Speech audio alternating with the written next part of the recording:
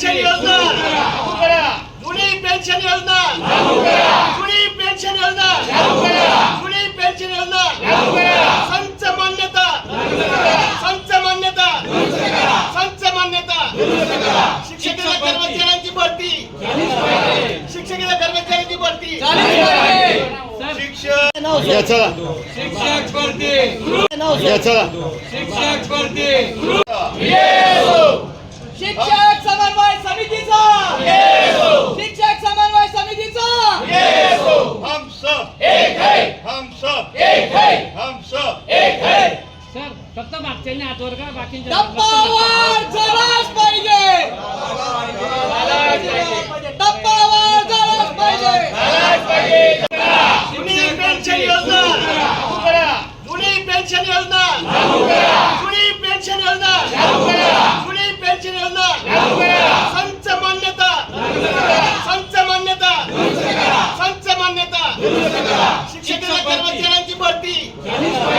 शिक्षकेतर कर्मचाऱ्यांची भरती शिक्षक 19 जुलै 2024 रोजी पुण्याला महाराष्ट्र राज्य माध्यमिक आणि उच्च माध्यमिक शाळा मुख्याध्यापक संघ महामंडळाची राज्यस्तरीय आमची कार्यकारिणी सभा झाली आणि त्या सभेमध्ये ठरल्याप्रमाणे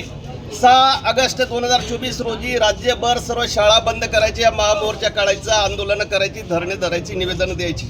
आणि हा जो विषय याच्यामध्ये प्रमुख फक्त 15 मागण्या आहेत आणि याच्यासाठी संपूर्ण राज्यभर खाजगी शिक्षण संस्था चालक संघटना असेल, मुख्याध्यापक संघटना असेल, सर्व पक्षीय माध्यमिक शिक्षक संघटना असेल, त्याच्यामध्ये TDF असेल, शिक्षक परिषद असेल, भाजप प्रणित असेल, राष्ट्रवादी प्रणित असेल, स्वाभिमानी असेल आणि सर्व शिक्षकेतर कर्मचारी संघटना अशा जवळपास राज्यभराच्या 42 संघटना याच्यामध्ये आज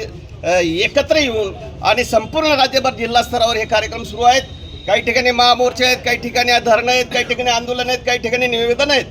आपल्या धुळे जिल्ह्यामध्ये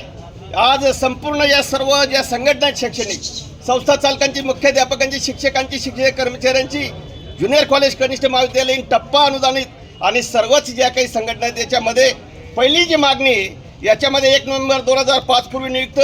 ज्या विनाअनुदानित औषधा विनाअनुदानित ज्या काही या शाळा होत्या याच्यासाठी जे शिक्षक कर्मचारी होते त्यांना जुनी पेन्शन योजना लागू केली पाहिजे।